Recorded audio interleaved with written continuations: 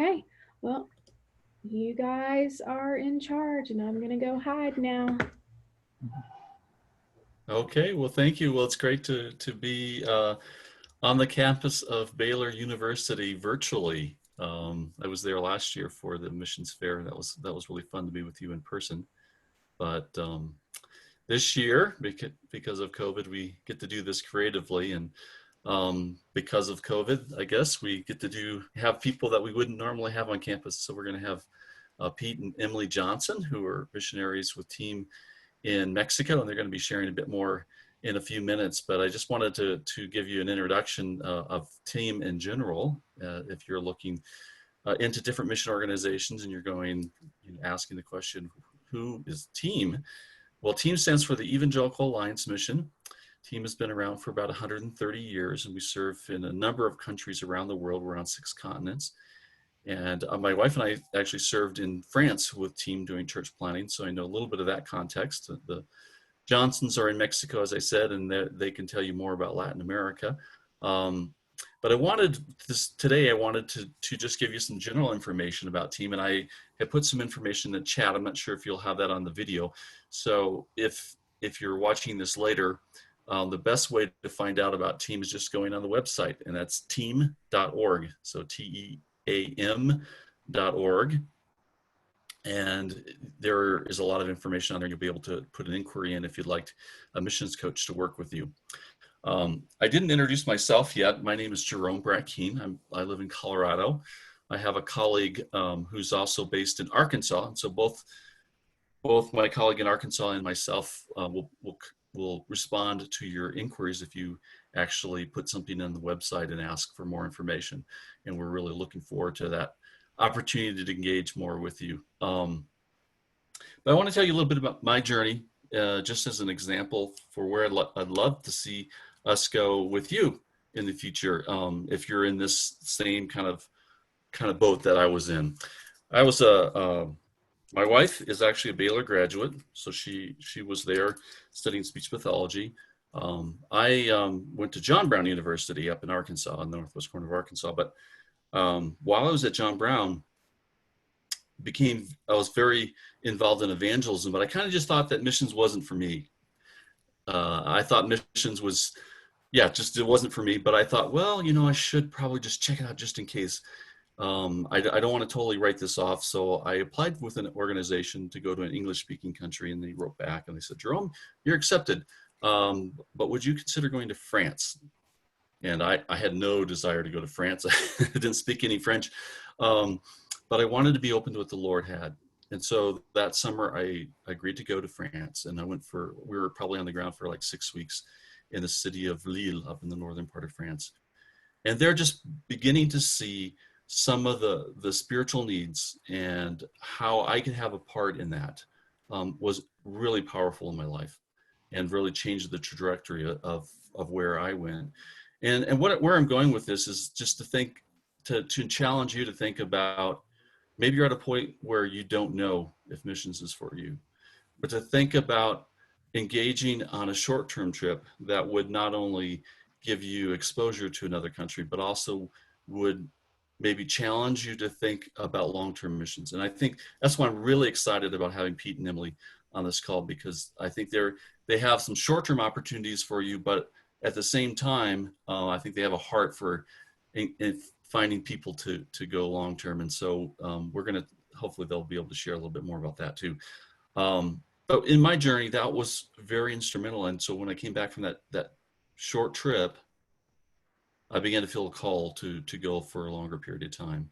And eventually, to make a long story short, my wife and I met, and then we got married, and we prepared to go eventually to Belgium, to the southern part of Belgium where they speak French. And we started working there, and then later in France. But I want to just end with one story. We met a lady named Maria in Belgium. We met her through her son. Her son was a believer. She wasn't. And Maria had a hard life. I won't go into a lot of details, but her family had immigrated from Italy, so they were immigrants in Belgium. French was her second language, so that wasn't an easy thing for her. She had an alcoholic husband in the past, and And so when she heard the good news of Jesus Christ, it was really good news to her. And she placed her faith in Christ. She made it. So she made a decision for Christ. I'll say that, and I believe she did accept Christ. And she began to read her Bible. Like I think she read through the Bible, the French Bible, like 3 times in a very short period of time. She was the one that came to me and said, "Jerome, when am I going to be baptized?" Um, and so it was exciting to see what was going on in her life and what the difference the gospel made in her life.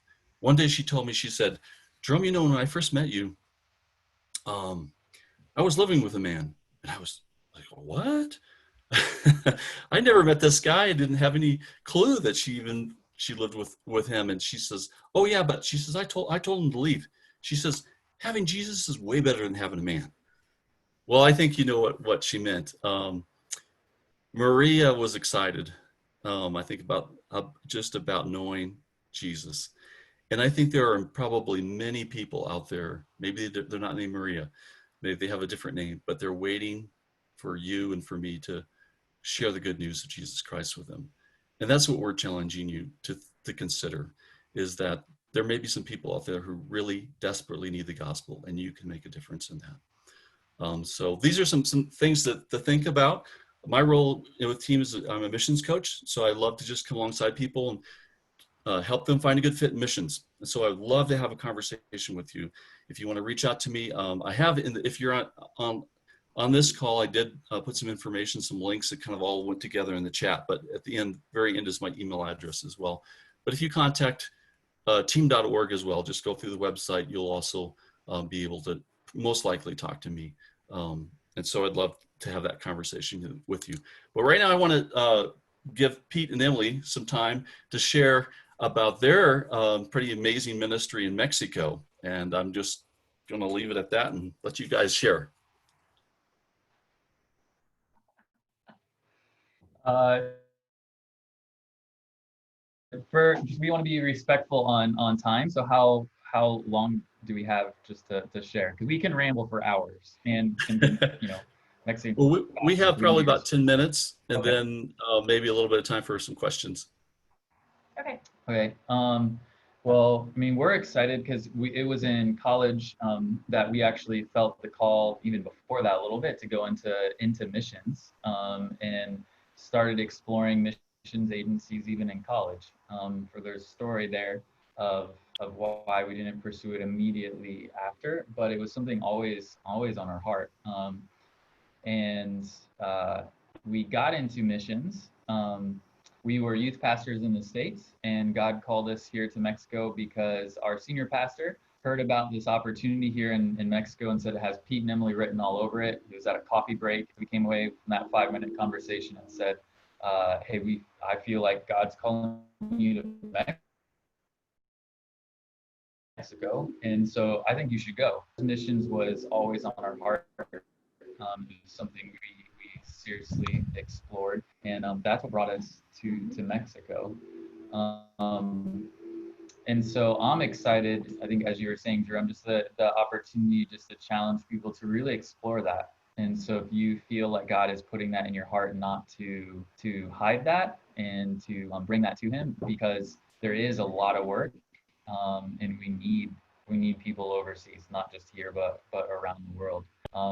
What really touched my heart as we were exploring this possibility was, I was a youth pastor, I was a counselor working with youth, but hearing in Mexico, there was an interview of someone, Carlos Fuentes is his name, but he was a Mexican. He's passed away since, but he's a Mexican ambassador and author. And he was being asked, what is the biggest problem in Mexico? And most of us might stereotype and think, and he was saying, drugs and violence. It's certainly that problem, but for me and many of my coworkers, it's youth. We have upwards of, in our country, 8 million youth who don't do anything, and they're called meanies. And that's what captured my heart. And I think us in the U.S. church, we have a wealth of resources. There's needs around, but we have a lot of people who have a heart to serve, but it's just not that way. And so in other countries. And so we've experienced that. We've been here now 8 years, and do you want to share a little bit of, so that's a little of our story of how we got here, super cliff noted version, but now just getting into what we do here specifically. Yeah, so Pete and I are the directors of a ranch. It's called Rancho Camino. And basically, you can think of it in a number of ways. We have 4 major activities that we do here. The first one is the traditional camping ministry. So we do a lot of things that you would be really familiar with if you've been to summer camp. So we have a lot of activities like that for children and for teenagers here at the ranch, and that's a super fun aspect of what we do. So that's one. The second one is we do a lot of community development work. So the ranch is on the outskirts of the city of La Paz, Mexico, which is on the Baja Peninsula of Mexico, about 1,000 miles south of Tijuana. And we are neighbors with a community of people who are squatting on the land. So they are, they're building their houses out of what they can find, basically. And so they're facing a lot of material poverty. And so we have a lot of programs that are designed to work in these communities. We do asset-based community development. And what that means is we look for the strengths that God is already doing. And then as a community at the ranch, we look to see if there are ways that we can just further encourage, further strengthen what God is doing in these communities. So that's the second aspect. And the third one is we do some traditional church planting ministries. So we have evangelistic Bible studies, and we partner with a church in the city for, Lord willing, someday a church plant in the neighborhoods where we work, in the communities where we work.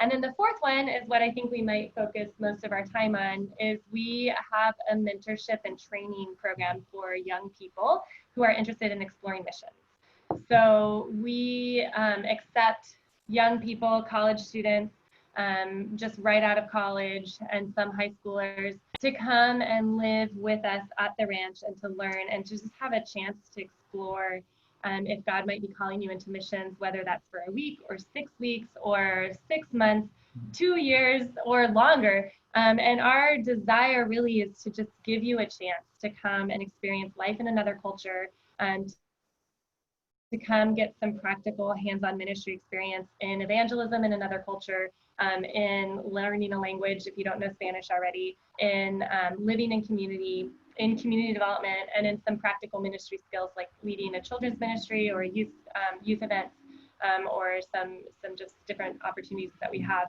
that are really hands-on. So one of the exciting things that I think we've seen from that is that we do have a couple of people who've committed long-term now, and they started as short-term missionaries with us. So they came for a summer, and then, as God was leading us and God was leading them, we reached out and we said, hey, have you ever considered coming back long-term? And our horse trainer right now, so we have horses, we use horses in ministry here. We reached out to her just kind of on a whim. We needed help with the horses.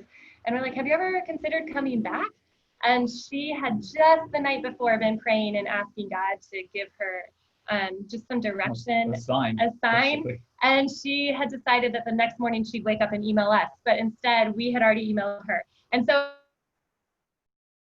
it was just kind of this God working through putting each other on our hearts. But it started with this young lady because she came for 6 weeks in a summer internship program during college. So we're just really passionate about helping you explore whether missions might be an option for you, and not necessarily that you stay here at the ranch, but from the ranch, there are so many amazing things that God is doing in Mexico and in Latin America, and in so many other countries and regions of the world. So we're just excited about giving young people the opportunity to explore. Yeah, there's there's a lot of stories we could share, but at the heart of who we are, we say we're a community of faith, because who we are matters more than necessarily what we do, and what we do flows out of who we are. It's probably better to say, and because what we do here in the ranch changes so much. So even just this last year, feeding close to 900 families, over 3,000 individuals for COVID, because overnight everyone lost their job, and these are people living essentially we would call day-to-day living in shacks. And so, but our small little staff of 20 was able to mobilize to do that. From ranch youth services, so working with at-risk youth, to kids club, to even just working with hands. We had someone who's interested who is from farming community up in Iowa, and hey, can I use my welding skills? And so what we enjoy here on the ranch is that if you have a skill, I'm pretty certain we can put it to use, because there's so many different needs, and helping people grow in their capacity and vision for what God has for you, but moreover, him calling you to his ministry of reconciliation around the world. And I mean, if you're interested in looking more about the ranch, Jerome, you shared about team, but ranch also have www.ranchoelcamino.org, and there's videos and pictures, and we're on Facebook and Instagram and all that kind of good stuff. But again, just encouraging people not to ignore that voice of God if he is speaking that in, because it is a huge need, and he can use you. Yeah. But it's stepping out in obedience, I think, is the first step. So. Yeah, and I would encourage you, if you're, as a student, if you're thinking about, maybe exploring the ranch, to start that journey early, because it does fill up quickly. It is a pretty popular place, and I understand why. I've actually been to the ranch personally, so it's a cool place to explore too. But that's another story. So I would really encourage you just to contact us early on, visit their website, and begin to ask some questions and see if this might be something that God is leading you to do for the summer. I want to also just ask you a little bit about Mexico in general, because I know that you also are kind of leading the team, not kind of, you are leading the team there in all of Mexico. And so what are some of the other opportunities in other parts of Mexico that team has available, and what are you looking for to fill those? So as Jerome mentioned, we do serve here at the ranch, but we also serve for team as what they call the ministerial leader over Mexico. So that's 10 other projects, 40 some missionaries or so. There's more people coming in the pipeline. But other opportunities that people, there's a sports ministry. There is I call it's a kayaking ministry or a sea adventure ministry. So scuba diving, kayaking, and that kind of those type of more water sports, that they're looking for people. It's connected to a house church movement as well. There's a house church movement in Guadalajara that's a more upscale, middle upper class urban setting. But a lot of times they're looking for people willing to do college ministry, so willing to reach out to young people in that city. Mexico is a very young country, and so reaching out to the younger generation is hugely important. And so those are some of the more, I'd say, prominent opportunities that we have in growing ministries that are going on. And so what I love about Team Mexico is we don't have necessarily one box or type of ministry philosophy, but there's all over the board, from traditional church to house church to I say the floating church for the kayak ministry to church on horseback here at the ranch, and community development. And so there's these different with sports as well. And we have a lot of partnerships with other ministries too that we're looking to develop. So if you are finishing college and considering devoting your career to missions, we have a heart for reaching Mexico for Christ. It's a hugely influential country in Latin America. Its proximity to the United States also presents some really unique ministries, and also just a unique opportunity to speak into things that are happening globally, in terms of conversations that are happening. And I think that one of the things that's really important for us as believers is that we need to think with the eyes of the church. So the United States, the church in the United States, the church in Mexico, we're sisters in Christ. And we both have things that we can offer each other in mutuality.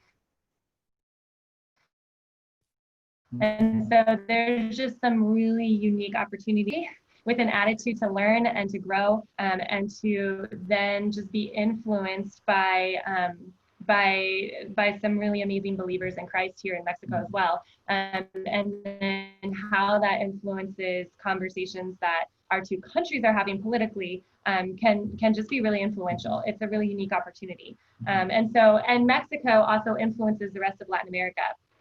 Mexico is the most populated Spanish-speaking country in Latin America. And so what happens in Mexico City, what happens in Guadalajara, what happens in Monterrey are culturally important to what is happening in the rest of Latin America. And so the chance for the church through creative ministries to influence culture carries out for the rest of the region. And so we're really passionate about Mexico, about what God is doing through his church here. And we would be super excited to talk to you about how you would maybe want to use your career to work for the church in Mexico, to work for God here. And part of that too, there's another opportunity is even in what I'm excited about this opportunity as well is in college, I went to some mission fairs, and I originally went to, I was studying environmental science, thinking that I would use that in missions someday.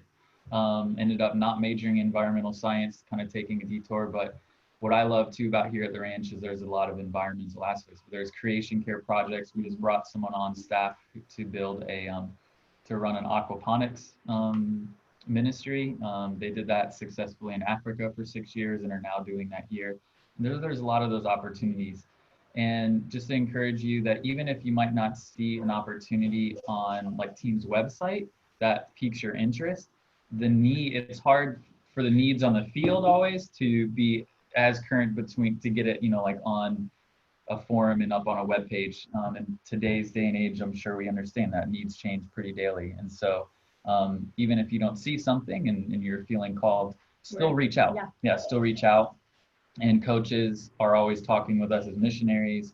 What are the needs? And hey, you don't have this opportunity, but like, is this person, could we see fit? And for us, honestly, we're always looking for moreover the right type of person than necessarily even matching them with a job. Obviously, we align those things, but if we have the right person, there is guaranteed work to be done. So getting you into the right ministry fit and culture that's going to help you thrive and grow. Yeah, that's really helpful, Pete and Emily. Thank you for sharing a little bit about what's going on in Mexico and specifically what you're doing, and as a great example of what Team is doing around the world, because obviously we have opportunities all over the world, and we're looking for people in multiple different types of roles. And so, as Pete was saying, just if you probably whatever. So I'm adding this. I started to say what Pete said, but I'm going to add my own little 2 cents in there too. Whatever you're studying at Baylor, we could probably use somewhere, whether it's in Mexico or somewhere else. And so we would love to have that conversation with you. As I said earlier, my wife studied at Baylor. She's a speech pathologist, and she served in missions for a number of years. And love to see how your specialization, what you're studying, could fit into one of our ministry areas. We have people that are doing business as mission in many places. So, for example, in a closed access country in Asia, there's a gentleman who has a import-export business for coffee. There's somebody else who has a ice cream shop, and I think they're developing ice cream products from yak's milk, because they're working with a nomadic people group that raise those. We've got people who are fighting human trafficking. We have people who are doing community development, educators, whether that be in a public school, not in a school setting, or in theological education. But there's the list goes on and on, I think, of opportunities. And so we would love to have that conversation with you. So again, I'd invite you to visit our website at team.org. And then put an inquiry in and have a conversation with a missions coach. And then also, one more time, do you guys want to give the address for the website for the ranch? Yeah, it is ranchoelcamino.org. So, great. And then you can the same look on Facebook, Instagram as well. So great. Well, let's see. There's a couple of comments here. this could be a great fit for sports ministry students looking for an internship as well. Absolutely. Yeah. Our partner ministry, another team ministry in the same city where we are, but they are in the city. It's called Transformados, and they are using sports to reach youth. So absolutely. And they take the same thing as the ranch. They take interns and young people who are looking for some ministry opportunities in another country. And it's a case-by-case basis, but we have had people for formal internship for various areas that we can provide, depending to say, like, we can provide the supervision or make sure people get the necessary hours and complete those things. But that's something that we're open to. But we have to take it on a case-by-case basis, because to make sure that different universities, different universities or colleges, and making sure that we can meet those standards that they have. But we have received people like that. And then I saw the pre-vet comment. Absolutely. Oh, we have more than horses. I'm on the ranch, horses and chickens and lots of birds. I mean, there's pigs and various sorts of stuff. So. Yeah, in fact, we do also have, around the world, we also have a number of medical opportunities because we do have hospitals, we have a clinic. So we'd love to have that conversation too with your medical students too. So I think we're out of time, but I just want to thank you again, Pete and Emily, for joining us via Zoom. And may the Lord bless you in your ministry there in Mexico. And thank you again. Thank you. Yeah, it was our pleasure to be with you all. Yeah, and thank you, Baylor University. Yes, thank you. We're thankful for you guys. Have a great weekend. Thank you so much, Jill. Thank you. You too.